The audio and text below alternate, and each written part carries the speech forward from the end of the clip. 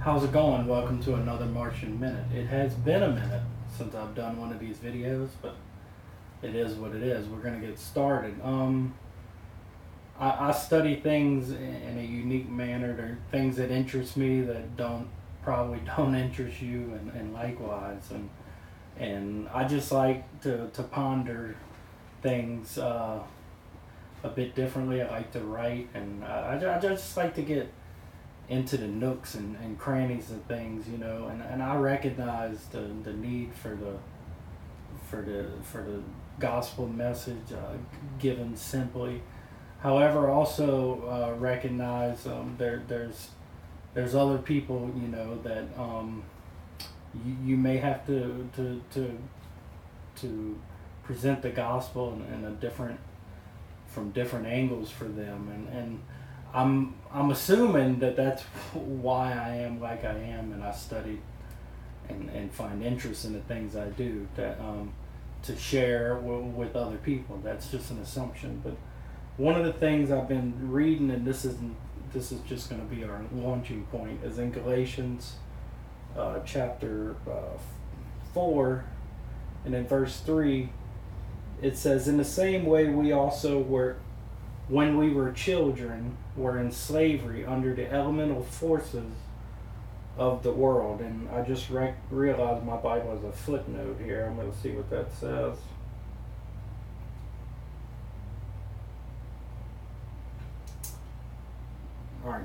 Okay, not relevant. Okay, and well, when I read that, for me, when I read this elemental forces, and if you look at other translations, that is an early scientific term. If thousands of years ago scientists were gathered and talking to each other, they would say things like the elemental forces. So I want you to have that little mindset that we're enslaved to the elemental forces of the world. We were, okay, and just think about that for a second.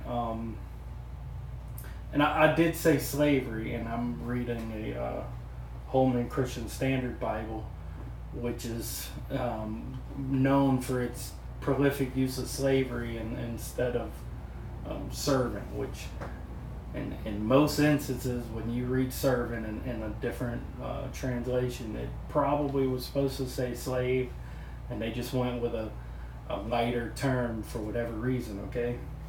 And I'll admit that there is some leeway in making that decision, but one of the main reasons that I like to study this Bible is because it didn't make that distinction the way the other translations did.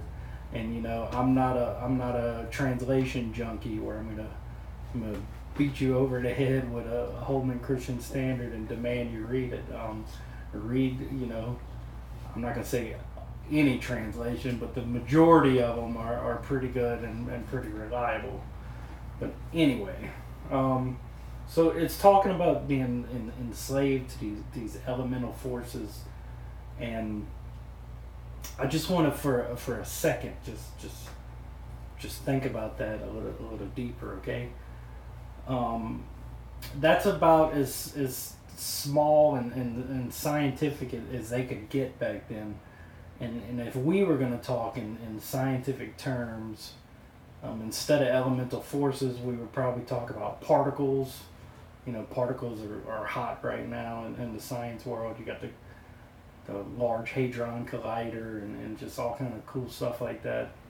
The Higgs boson. I don't even know if I'm saying that right. The Higgs boson particle. Anyway, so you got particles and atoms. And my body right now is made up of 7 billion atoms. Okay, I'm literally just a collection of atoms in the physical. Okay, and what you may not realize, if you study like scientific theories and stuff, and I don't. I just have a passing interest in this. One of the things you'll learn is that all particles are connected to connected is probably the wrong word, but they're connected to other particles. Let's just give you a crazy example. Let's say the universe, in all the universe, there's only two particles that exist. Let's just say they're two electrons, okay? You have two electrons. That's the only two things in the universe. Now, if one of them was right here, okay, and one of them was right there, you could, well, we don't have the technology to really do it, but you can study one particle and know for a verifiable fact that a second particle exists because the two particles are interacting with each other. Now, I'm just talking about, like a couple inches. If I were to separate these two particles, the only two things in the entire universe, by 100 billion light years, it would still have the same effect. Both particles are still exerting some type of influence one upon the other. And I'm going to stop right there, because even the scientists will lose themselves trying to explain that. It's one of the mysteries, okay? But the apostle mentioned slavery and when he said it. And what is slavery, Let's just go in that direction. Let's just be honest that the entirety of human existence has had some form of slavery pretty much everywhere. I mean, if you're looking at this video, you'd say, oh, that's a white guy, okay?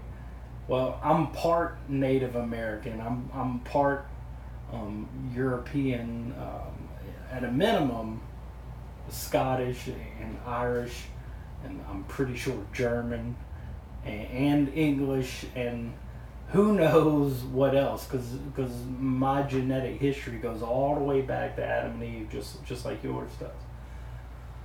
So, at some point in my history, I guarantee you, this is verified because I use Ancestry.com, like one of my great, not that much, great grandfathers was a cavalry officer in the Confederate Army during the Civil War. And he also, I've looked at the slave rolls, the federal documents that had to be filled out by slave owners, and saw that he owned in 1850 something, I can't remember, 29 humans, slaves, okay? So I know for a fact that you don't have to go too far back in my history to have a slave owner, okay? Now, at the same time, you could go further back, and I guarantee you, because my genetic makeup has been on this world going all the way back to the origins of mankind, therefore I know for a fact that I have ancestors who owned slaves. I have ancestors who were slaves. I have ancestors who were murderers, or who were really righteous people, or who were rapists, or thieves, or any conceivable fault that you could put on a man. There's someone in my history who done it, guaranteed. And it's the same for you. It's the same for everybody. That's it, and I guess that's just a disclaimer, because the subject is so people get real worked up about slavery, okay? And I understand.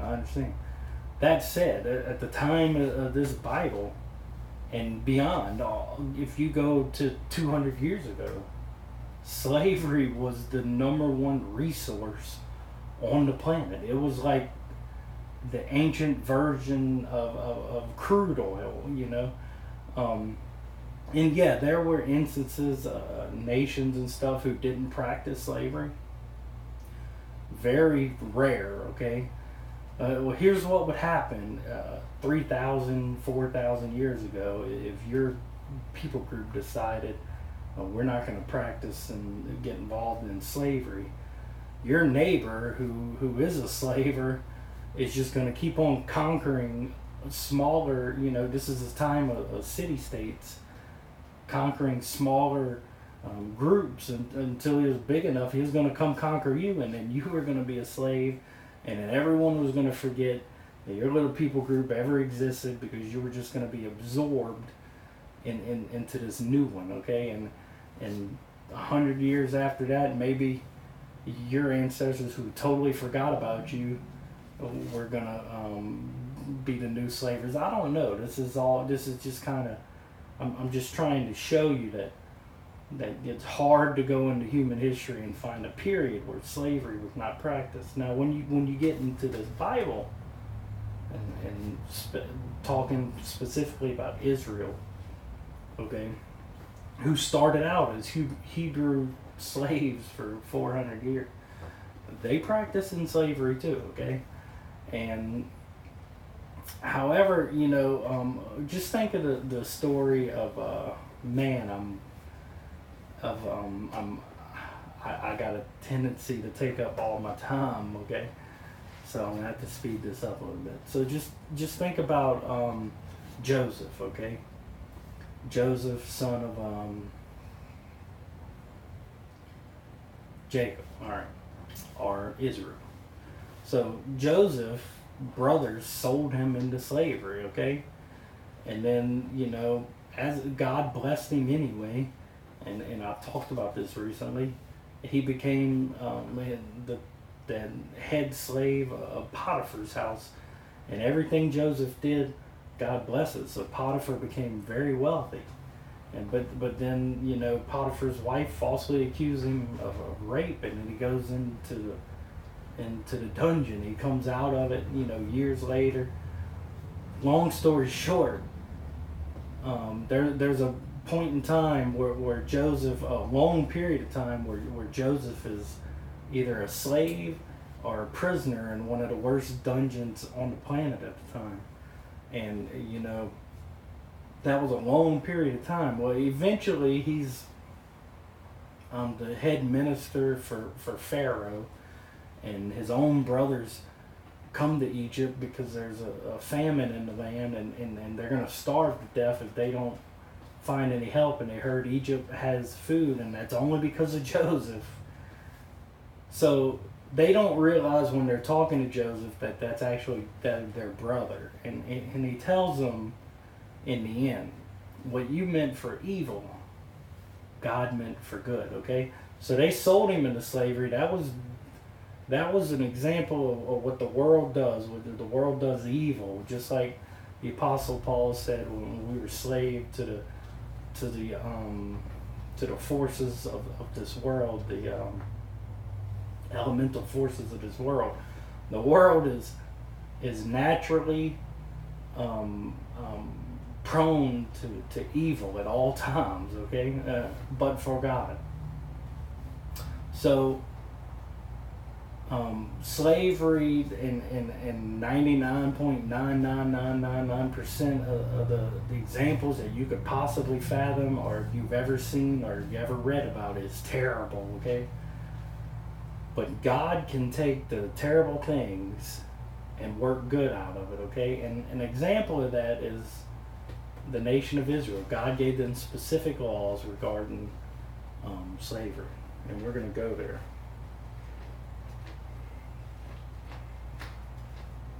And I'm in Exodus chapter 21, verse 2.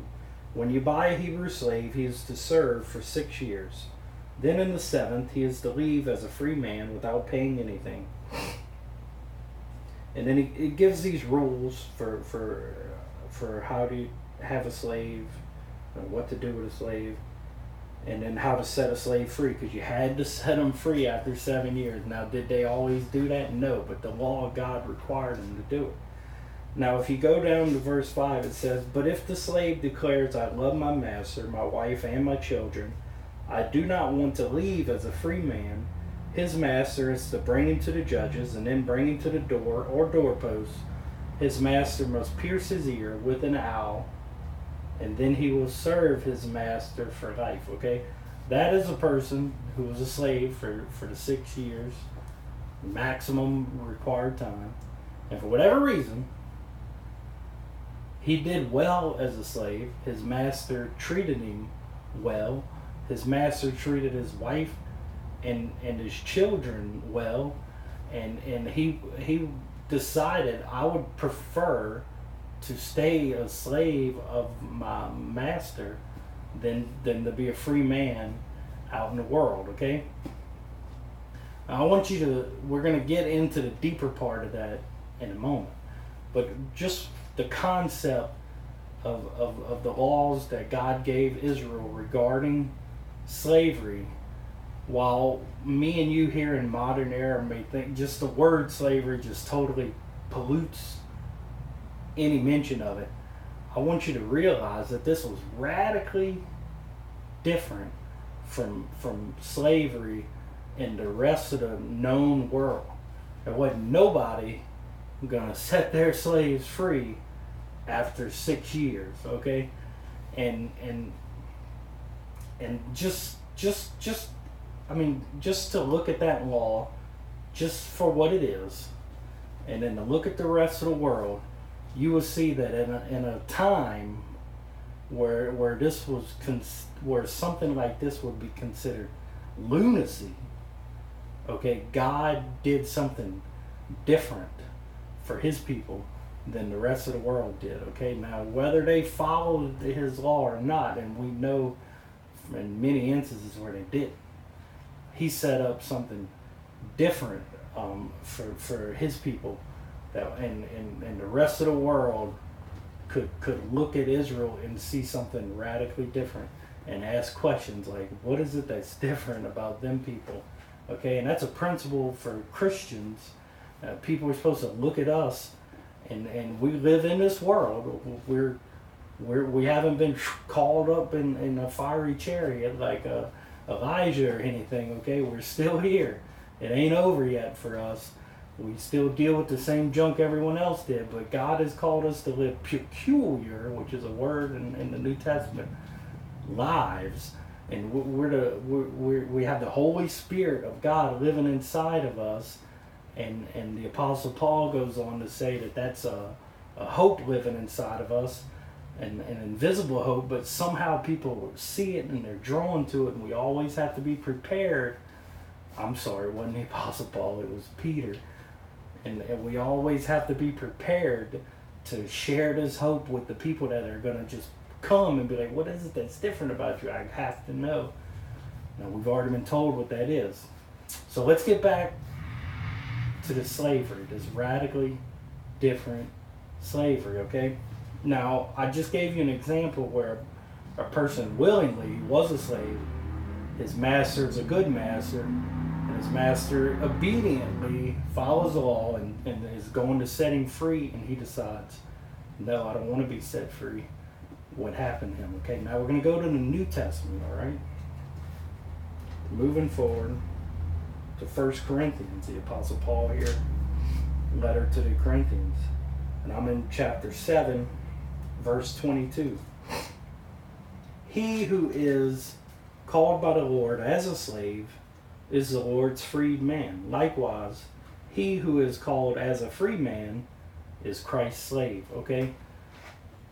Here's where I find a translation that uses the word slave instead of servant is more important, okay? Not because of what the world thinks is slavery or what we think is slavery, but because of God's radical way of taking a concept that we've totally perverted and making good out of it, just like he did for Joseph's slavery, just like he did for the 400 years of the Hebrew slavery, just like he did for the Judah's 70-something years as slaves in Babylon, just like he will do for the lost tribes of Israel who were enslaved by the Assyrians, who will be gathered up again at the return of Christ, okay? God takes the most horrible, wicked things and events imaginable that we've ever experienced or heard about, and he works it for good. That's in Romans. All things aren't good. It doesn't say that, but that's the obvious thing that it's telling you, that God works all things for good, okay? including slavery. So here it's kind of, and I know that I started off talking that we were enslaved to the natural elements of the world. The Bible also says that we're enslaved to the law, that we're enslaved to sin, that we're enslaved to the flesh, okay? That's all true. That's all biblical principle. However, we are set free by Jesus Christ when we put our faith. When we put our faith in Him, we're instantly freed. And this is the main thing I want to talk about. And I don't have a lot of time yet left. This is where so many of us, are kind of messed up right now, in my own opinion. We got the set free part down, but we don't realize what that means. There's a second part to that. You're set free from everything that enslaved you before: your flesh, the world, the law, and condemnation, and the natural elements of existence, okay? And you're set free by being enslaved to God through Jesus Christ, okay? That is biblical New Testament principle, and it's crucial that you make peace with that. You understand it, you chew on it, or whatever you have to do, rub your face in it. I don't care, go to bed with it, put it under your pillow, bathe with it.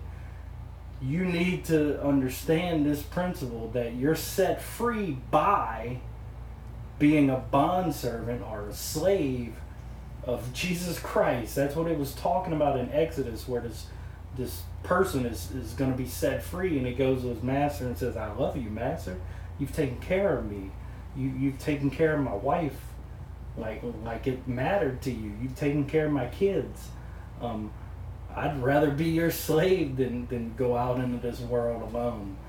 And so that choice is made, and a sign is given. In this case, they would pierce the ear of the freed person who willingly serves his master forever.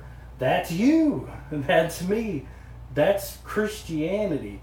Yeah, I've been set free of all this crap, and in return, I'm enslaved to Jesus Christ, and there's nothing wrong with that, because He's the good master. He's the person who loves you more than anyone. Why not be His slave? What's the alternative? You're going to be a slave to something.